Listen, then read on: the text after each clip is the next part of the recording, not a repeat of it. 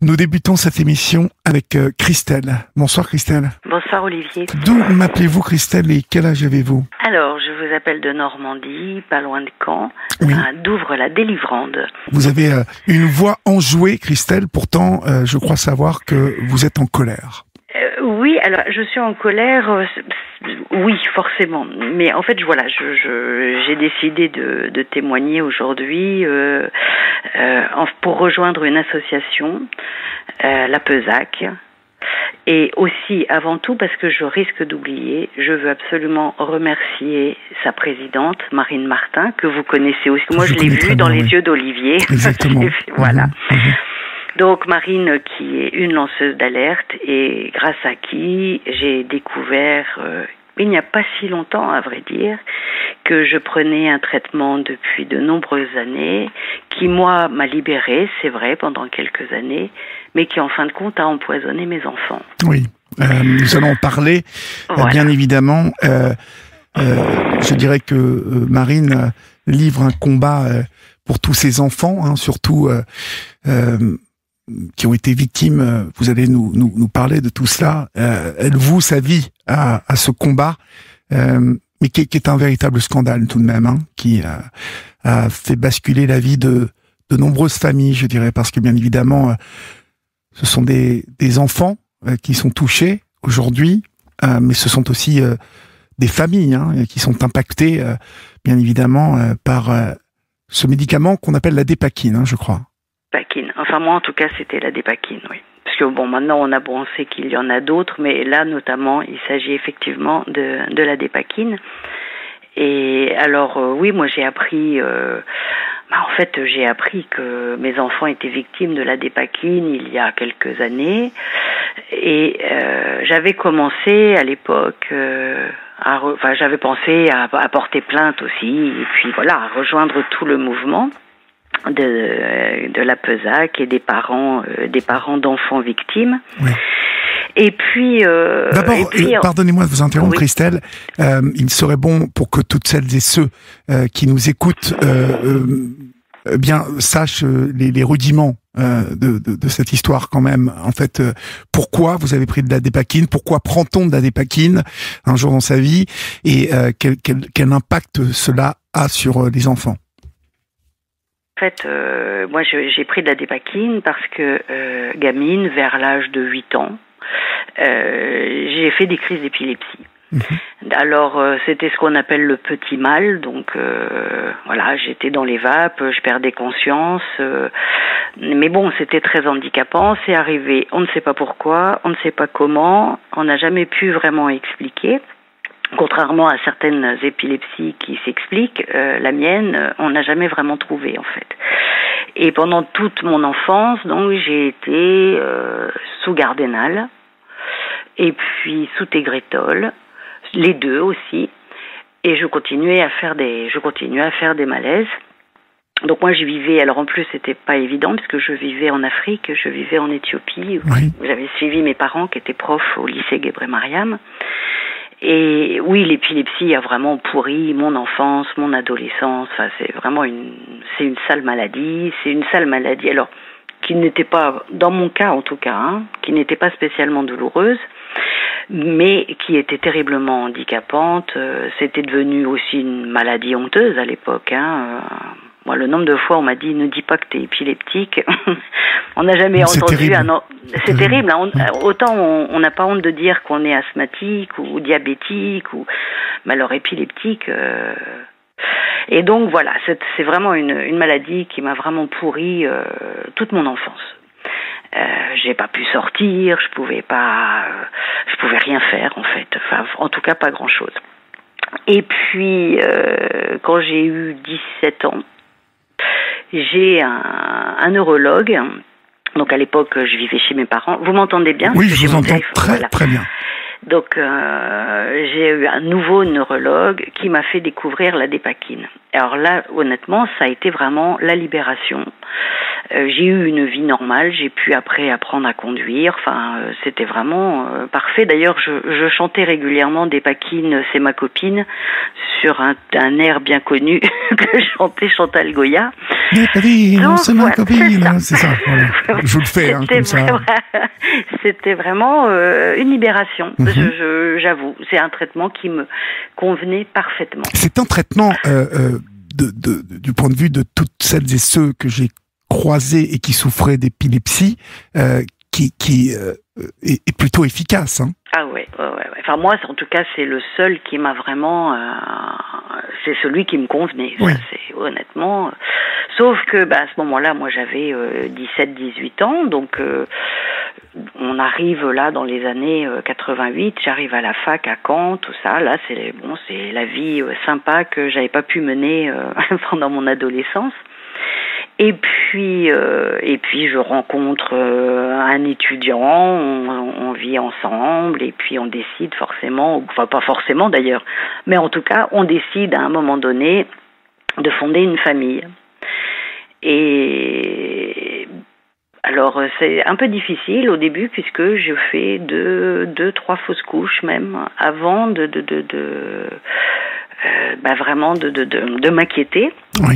Et à l'époque, les médecins me disent non, alors vraiment c'est pas de bol quoi, mais les fausses couches, vous savez, ça arrive et machin, et c'est ce qui est vrai, mais enfin bon. Et je sais que j'ai demandé à un moment donné, est-ce que mon traitement, non, votre traitement, vous inquiétez pas, il faut faire confiance en la médecine. Et puis voilà. Alors j'ai eu mon premier fils en 90. Qui donc est un beau jeune homme de 35 ans, je l'embrasse parce que je crois qu'il va écouter. Et à l'époque, on m'a arrêté la dépakine, il me semble. On vous l'a arrêté quand même. Alors je crois. Oui, alors c'est très très loin dans. Et puis alors comme je ne peux plus avoir de dossier puisque mes dossiers ont disparu par enchantement. Mais il me semble qu'on m'a mis sous Gardénal et Tegretol pendant cette grossesse. Bon, maintenant on a appris que le Tegretol était aussi pourri que la dépakine. Enfin, peut-être un peu moins dangereux, mais très dangereux aussi. Donc voilà, j'ai mon fils qui naît. Par contre, j'ai fait des petits malaises quand même pendant ma grossesse. Donc c'était pas très confortable, on va dire. Et puis en 93, donc on me remet sous dépakine, voilà, très vite. En 93, nouvelle grossesse. Et puis là, on part du principe qu'il y a plus de risques à avoir un problème avec enceinte en faisant une crise d'épilepsie que la dépakine. De toute façon, c'est un traitement sûr. Et j'entends encore, et ça c'est terrible, j'entends encore le neurologue me faire un petit coin de morale en me disant surtout vous ne fumez pas et vous ne buvez pas d'alcool pendant votre grossesse, c'est très mauvais pour les fœtus. Voilà, donc oui docteur, je promets je ne fumerai pas, je ne boirai pas d'alcool. Et donc au mois de juillet, en 93, j'ai un petit garçon qui naît, qui est magnifique, un beau bébé. Le lendemain de sa naissance, j'apprenais que j'avais mon CAPES. C'était vraiment une très belle période. Cette semaine de juillet a été vraiment fantastique. Et puis mon fils est mort au mois de septembre. Oh. Donc voilà.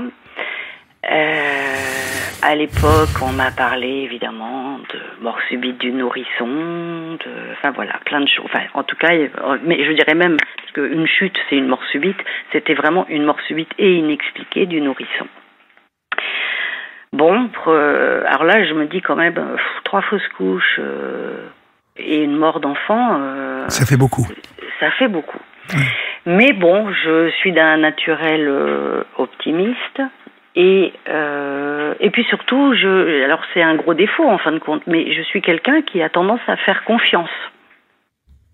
Nous faisons confiance aux surtout médecins. Surtout en la médecine. Oui, voilà. Et donc, quelques temps plus tard, 2 ans plus tard, oui, on décide, d'avoir un autre enfant. Et là, j'apprends que j'attends une petite fille qui se prénomme Mélina. Alors Mélina, c'est un prénom que j'ai choisi, j'avais l'âge de 7 ans. Donc j'étais vraiment très contente d'attendre une petite fille, anxieuse forcément, mais contente. Et je devais être enceinte de 6 mois, 6-7 mois. Et c'est l'examen du 6e mois chez le gynécologue. Mon gynéco avait une collègue qui avait une manie qui m'agaçait un peu, c'est qu'elle avait tendance à rentrer dans le cabinet pendant qu'on était en consultation. Et bon, c'est vrai que j'appréciais pas trop. Enfin, ce jour-là, elle a bien fait de venir, puisqu'elle s'est approchée de mon gynéco pendant l'examen, et là, elle lui a dit « T'as pas l'impression que la aorte est un petit peu grosse ?» Bon, là, mon gynéco, ah bon, tu crois? Puis, bon, il connaissait mon passé, puisque c'était mon gynéco. Donc, il m'envoie quand même chez un cardiologue pendant ma grossesse. Donc, on détecte une petite grosseur, visiblement, au niveau de l'aorte. Enfin, bon, mais bon, comme, du coup, c'est vrai que je suis pas très rassurée. Et pourtant, je me dis, c'est pas possible, pas 2 fois de suite.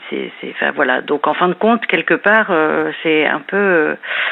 j'ai hâte qu'on me rassure, mais en même temps, je n'y crois pas, parce que je me dis que c'est idiot ce que je vais dire, mais la mort de mon fils, c'est un peu comme un paratonnerre. Je me dis, ça pas 2 fois de suite, quoi. Ça peut pas.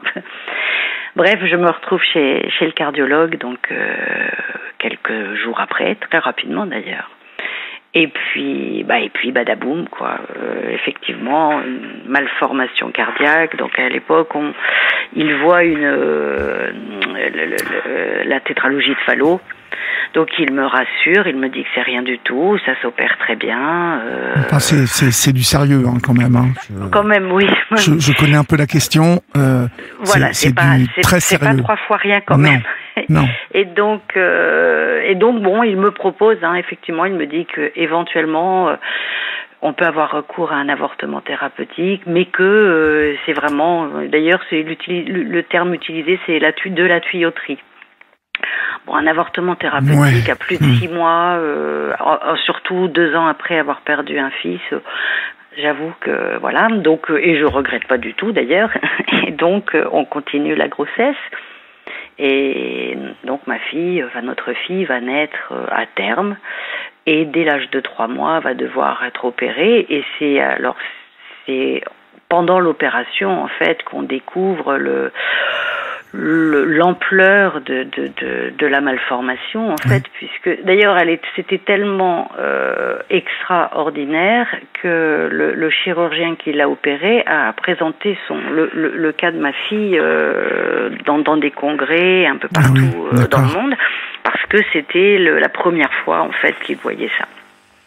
Donc une très grosse malformation qui a nécessité de nombreuses heures d'opération. Là, on parle d'une opération sur un cœur qui fait 10-12 grammes. Voilà, donc une opération à cœur ouvert qui dure très longtemps. Et puis lors en réa, un malaise en réa, donc ils ont dû la réouvrir et ils l'ont maintenue ouverte pendant 3 semaines en fait, en la plongeant dans le coma. Donc là, ça a été une période quand même très, mais vraiment très compliquée. Et il ne pouvait rien me dire pour la bonne raison, c'est qu'en fait, c'est-à-dire que 3 ans auparavant, il n'aurait pas pu la sauver en fait. C'était vraiment... Donc, elle se réveille, heureusement, tout va à peu près bien. Elle va être réopérée à 3 reprises puisqu'elle a une valve qu'on doit lui changer. Enfin, les 2 autres fois, c'est pas à cœur ouvert évidemment, puisque la tétralogie était de Fallot, donc ce qui est cette communication interventriculaire pour les gens qui... Donc ça veut dire qu'il y avait un trou entre les 2 ventricules et qu'il fallait le boucher. Donc ça, une fois que c'est fait, on va dire que c'est fait. Et puis voilà, et puis les années passent, et je vois bien que ma fille ne progresse pas comme elle devrait progresser par rapport à son âge. C'est-à-dire qu'à 2 ans, quand elle est couchée sur le dos, elle peut pas se tourner, elle peut pas tourner la tête. Moi, je me transforme en infirmière, je lui ai posé des sondes gastriques pendant 5 ans. Et j'arrête de travailler, évidemment, pendant quelques temps. J'étais prof de français, donc à l'époque. Et puis, voilà, on dit, bah oui, elle est en retard, mais c'est normal, vu ce qu'elle a vécu subi comme opération, etc., etc. Et puis un jour quand même, parce qu'on remarquait qu'elle avait un côté qui était un peu moins mobile que l'autre. Donc je demande à ce qu'elle passe une IRM. Donc là du coup je vais voir un neurologue pédiatrique qui m'envoie un peu balader en me disant en gros c'est un cas cardio, c'est pas un cas neuro. Donc je vois pas pourquoi on ferait une IRM. Donc là j'insiste lourdement, puis je finis par m'énerver. Je dis écoutez, tant que vous n'aurez pas fait l'IRM, je resterai dans cette salle d'attente, pas tant que je n'aurai pas un rendez-vous en tout cas. Et puis je connaissais pas encore Dans les yeux d'Olivier, mais j'étais prête à faire venir tous les journalistes ce que possible. Bon, donc du coup j'ai fini par obtenir un rendez-vous pour qu'elle puisse passer une IRM. Et évidemment, dans cette IRM, on remarque des zones impactées. Alors, et on me fait remarquer que c'est dommage parce que prise en charge plus tôt, elle aurait pu être rééduquée davantage. Là, j'ai commencé vraiment à m'énerver. Et alors, mais bien longtemps, enfin non, pas longtemps après, en fait, je vois dans le rapport de neuro, et c'est le premier indice. Dans le rapport de la neurologue qui ne m'avait même pas reçu pour me faire le compte-rendu, j'ai reçu le rapport comme ça. Je vois encore la phrase, c'était écrit « Petit périmètre crânien de l'enfant, épilepsie de la mère ». Et donc, alors c'est vraiment très curieux, mais je me suis dit « Zut, c'est parce que je suis épileptique » et à aucun moment je me suis dit « C'est le traitement qu'on m'a donné ». Ce qui est quand même assez incroyable. Bon, Mélina donc grandit. Aujourd'hui, c'est une jeune femme de 30 ans qui travaille en ESAT, donc en espace protégé. Oui. Une jeune fille qui est vraiment pleine de vie, qui est super. Mais bon, voilà, elle a 30 ans, elle a du mal à apprendre à lire. Elle fait du chocolat. Ça, c'est génial. Avoir une fille qui fait du chocolat, c'est absolument génial. Elle est tout à fait épanouie. Alors là, il y a vraiment pas de souci. C'est vraiment une jeune adulte épanouie et lumineuse. Et puis donc, quelques temps plus tard, alors là, on arrive en 2002. Avec un nouveau papa, on décide, voilà, d'avoir un enfant, voilà, comme souvent dans les nouveaux couples en fait.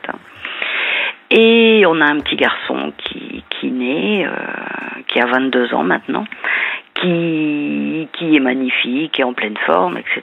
Et quand en CM1 à peu près, on voit que bon, il a les dents. Alors en Normandie, on dit être bégu. C'est pas très joli comme expression. C'est être prognate, c'est-à-dire qu'il a la mâchoire du bas qui est en avant par rapport à la mâchoire du haut. Voilà, il y a un décalage. Et donc on nous dit bon un appareil dentaire, ça va régler tout ça. Donc le pauvre, voilà, du CM2 à la terminale, il s'est retrouvé avec un appareil dentaire qui n'a rien réglé du tout. Et il y a à peine un an, en fait, que le dentiste qui s'occupait de lui me dit mais c'est pas normal en fait parce que il a pas un problème aux dents, ses dents elles vont bien, il a un problème au squelette, il a une malformation de la mâchoire. Et là, je découvre évidemment que ça fait partie des malformations dues à la dépakine. Donc, entre-temps, moi, j'avais, quelques années plus tôt, j'avais rejoint le cabinet Dante pour porter plainte.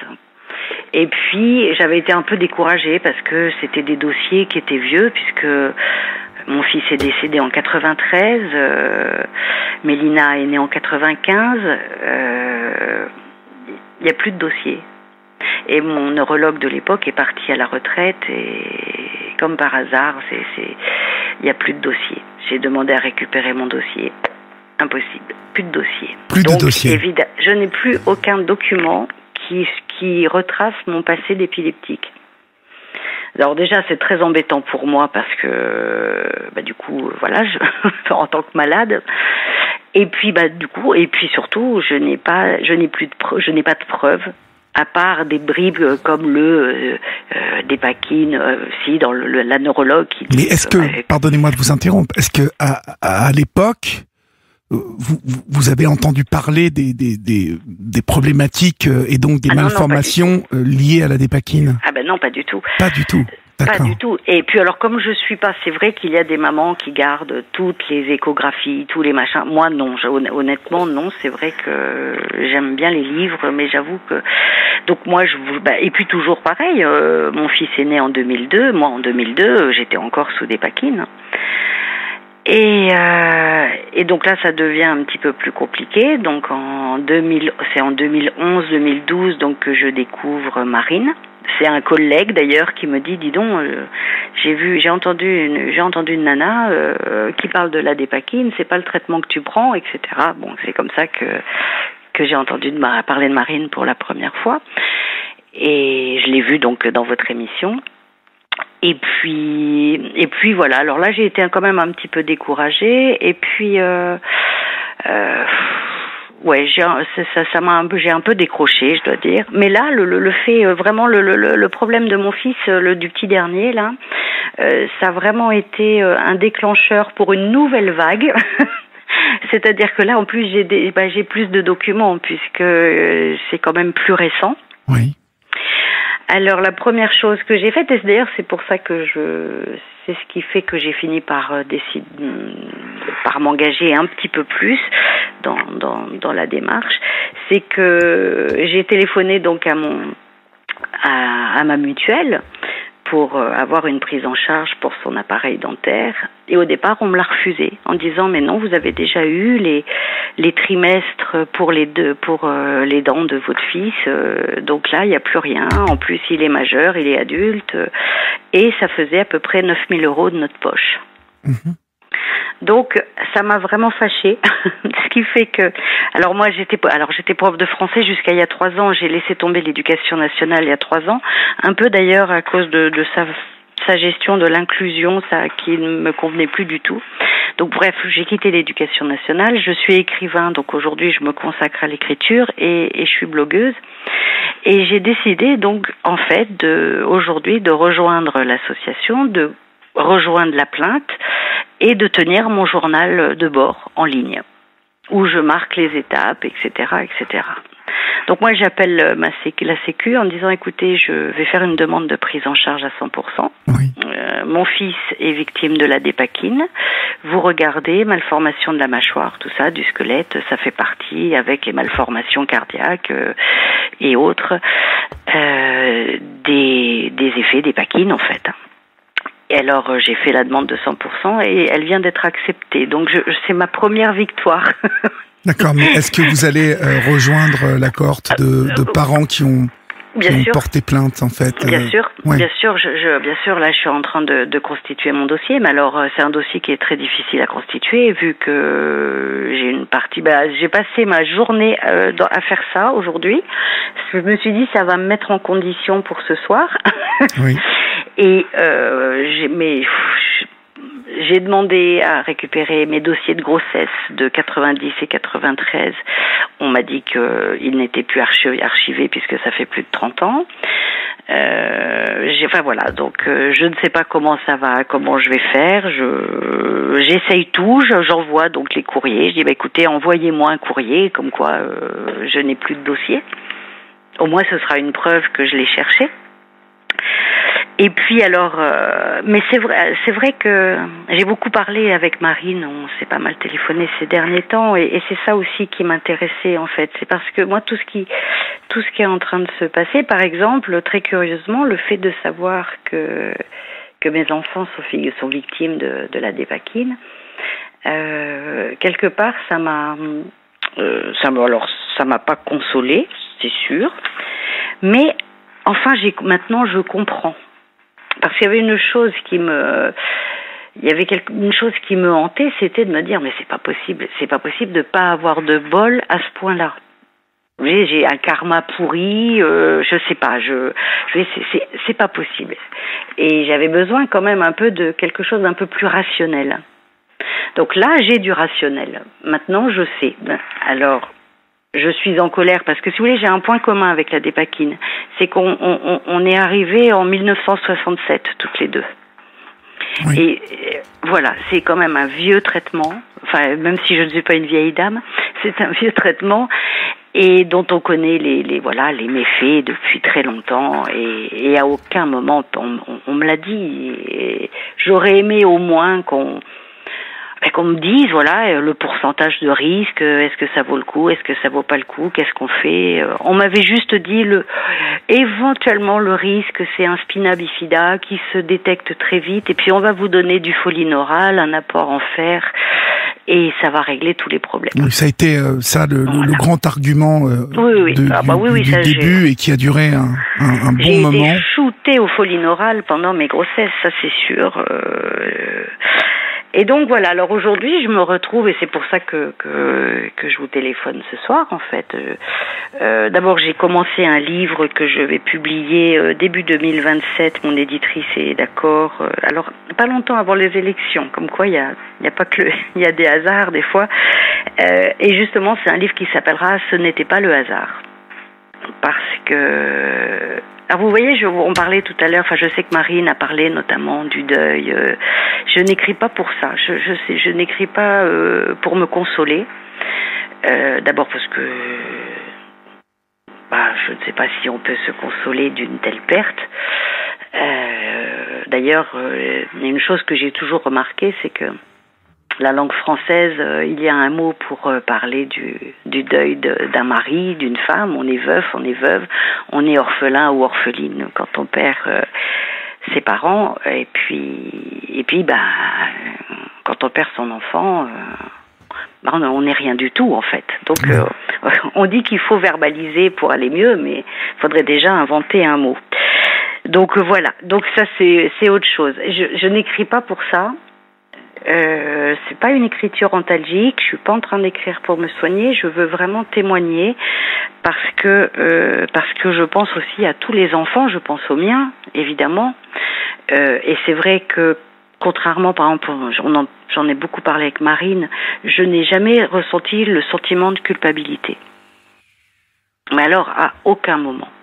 Je ne suis pas coupable parce que les coupables, ce sont les médecins. Bien évidemment, c'est le laboratoire, qui m'ont filé un traitement, surtout. Voilà, et le laboratoire. Ouais, parce que les médecins sont dans cette histoire. Mon neurologue, quand même. Oui, bien évidemment, mais contre mon neurologue. Par ricochet, les médecins auraient dû détecter, je pense, à force de dénombrer le nombre d'enfants naissant avec des malformations et des problématiques quand même assez lourdes. Il est certain que il y a une responsabilité, mais la plus grande responsabilité. C'est le laboratoire. Là, oui. Bien sûr. C'est une évidence. Et puis on a peu évoqué, je trouve, l'aspect principal, c'est que bien évidemment vous êtes impacté en tant que maman, mais la vie de ces enfants, elle est impactée pour toute leur existence. Bien évidemment. Et ces enfants, il faut se battre, et bien évidemment qu'il faut porter plainte pour que ces enfants soient indemnisés. Alors l'argent ne fait pas tout, mais au moins que ces enfants soient protégés et que le laboratoire qu'ils soient indemnisés. C'est justement pour ça que je parlais de culpabilité. Je ne me sens pas coupable de par rapport à ce qui s'est passé, mais je me sentirais coupable si je ne faisais rien pour essayer déjà pour les faire reconnaître en tant que victimes, et puis bien sûr en plus pour qu'ils puissent avoir quelque chose, une indemnisation, ça c'est évident, parce qu'il y a quelque chose qui est très très compliqué quand on a un enfant en situation de handicap, et alors notamment mental, parce notre société est pas très douée pour le handicap mental, c'est compliqué encore. C'est qu'on ne peut pas s'empêcher de se dire, quand on sera plus là, qu'est-ce qui se passera? Et moi, alors là, c'est pareil, on en a beaucoup discuté aussi avec Marine et puis d'autres parents d'ailleurs. Moi, je ne veux pas du tout que mes 2 fils se sentent responsables de leur sœur. S'ils décident d'être responsables de leur sœur, ils le feront. Mais ça ne coule pas de source pour moi. Si mes 2 fils ont envie d'aller vivre à Tombouctou ou à Sydney, je veux qu'ils puissent le faire, même si leur sœur est en ESAT en Normandie. C'est comme ça, mais ça veut dire aussi qu'il faut, bien sûr, il faut que je déplace des montagnes, pas que moi d'ailleurs, parce que je suis pas toute seule. Il y a mon mari, il y a le papa, il y a voilà. Bien sûr, bien sûr. Mais c'est pour ça. Moi vraiment, vous voyez, il y a une semaine, j'étais en séance de dédicace avec ma fille justement, et j'ai une dame que je connais qui vient me voir, et puis on parle de la dépakine. Et à un moment, elle me dit, mais c'est pas possible. Elle me dit, écoute, ce soir, j'ai ma meilleure amie qui mange chez moi, qui est sous dépakine, et elle a 2 enfants d'une vingtaine d'années qui sont tous les 2 en situation de handicap. Et elle ne sait pas pourquoi. Elle ne savait pas, non.